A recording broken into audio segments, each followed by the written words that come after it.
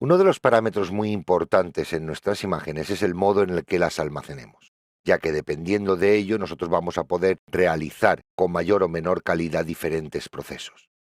En esta gráfica yo estoy poniendo los 4 formatos más importantes que hay dentro del sector del retoque fotográfico, aunque existen otros como sería el formato PNG o el formato GIF, que están más orientados a la distribución web, que también tienen que ser dignos de mención, ya que están muy extendidos dentro de ese sector o dentro de ese proceso de trabajo con Photoshop. Pero en este caso me estoy limitando a los formatos puros de imagen para retoque fotográfico. Como digo, cada uno de los formatos tiene unas características y arreglo a esas características nos van a permitir una serie de procesos. Por ejemplo, si yo tengo un formato RAW, ese formato RAW es el formato original de cámara, con lo cual no tiene pérdida ninguna, tiene toda la información que se ha capturado, es capaz de almacenar los colores a 12 o 16 bits, dependiendo de la calidad que tengamos de imagen, pero sin embargo no admite capas o no admite canales. Esto quiere decir que es el mejor formato para almacenar originalmente las fotografías antes de empezar un proceso de retoque. Tener el RAW original nos va a permitir revelar o procesar en cámara RAW de diferentes formas la fotografía. Existen otras cámaras que no tienen ese formato RAW. Verdaderamente no es que no lo tengan, sino que no tienen la capacidad de almacenarlo, pero el sensor de nuestra cámara siempre va a capturar en formato RAW. Lo único que ocurre es que dentro de la propia cámara va a hacer ya ese paso por cámara RAW con una serie de automatismos y lo va a convertir o bien a TIFF o bien a JPG. Y nosotros de la tarjeta de memoria de la cámara sacaremos eso, o un TIFF o un JPG, que es un RAW ya procesado, pero que no tiene la información original y que no vamos a poder recuperarla. Por otro lado está el PSD. El PSD también es un formato que no tiene ningún tipo de pérdida, ya que es el formato nativo y original del propio Photoshop. Es capaz de almacenar los colores a 16 bits, a 32 también. Es capaz de contener capas, es capaz de contener canales alfa y otros elementos como capas vectoriales, capas de texto, capas de ajuste, etc. El PSD es el mejor formato de proceso en nuestro flujo de trabajo.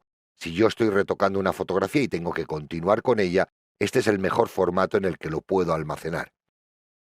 Hay que tener en cuenta que si estoy trabajando con más de un Photoshop, es decir, versiones diferentes de la misma aplicación, es interesante saber que en las preferencias puedo hacer que mi PSD sea compatible con el PSB. Esto indica que voy a almacenar mi fotografía compatible con software más antiguo. Las prestaciones o las capas que un software más antiguo no tenga serán descartadas, pero mi archivo PSD será abierto en ese programa más antiguo. Por otro lado está el formato TIFF. Este formato tampoco tiene compresión, guarda la información de todos y cada uno de los píxeles, es capaz de almacenar también a 16 bits los canales y almacena también las capas y los canales alfa. Pero hay que tener en cuenta que si yo guardo mi imagen de proceso en formato TIFF, el peso que va a tener es mucho mayor, con lo cual siempre es recomendable guardar el TIFF compactado, es decir, todo en una única capa, como documento final, no como documento de proceso de trabajo. También este formato TIFF es el mejor formato con el que podríamos imprimir nuestras imágenes, ya que, como estamos viendo, no tiene pérdida. Por otro lado, existe el JPG. Ese JPG sí que es un formato con pérdida, es decir, la calidad del archivo resultante es menor que si yo lo tuviera en PSD o en TIFF. Ha perdido información de color.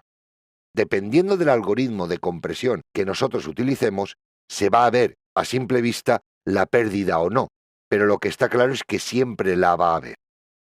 Por otro lado, no admite 16 bits por canal, tenemos que trabajar siempre con 8 bits por canal, con lo cual tampoco me sería útil como proceso de trabajo, ya que una vez ha perdido información de color, ya no tengo toda la cantidad de color necesaria, si la tengo que retocar, no tendría la información suficiente.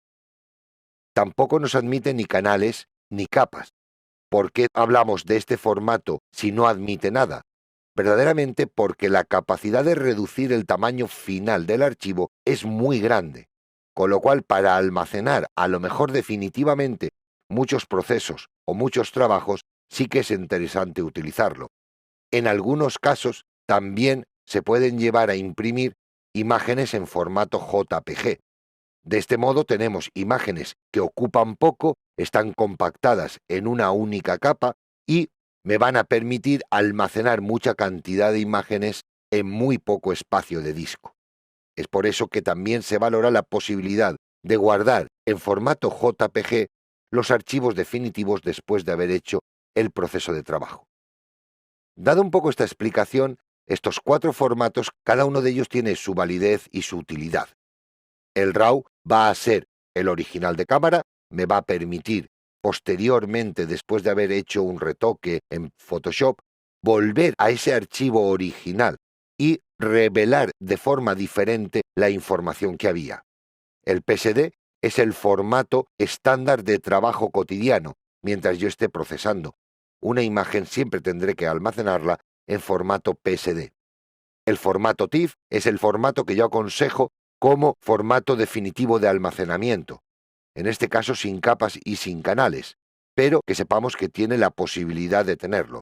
Y digo que es el mejor formato definitivo porque no tiene pérdida, y sería interesante mandarlo a la imprenta siempre en este formato. Y por último, el formato JPG, que es un buen sistema de almacenamiento definitivo, ya que hace que ocupe muy poco espacio nuestras fotografías.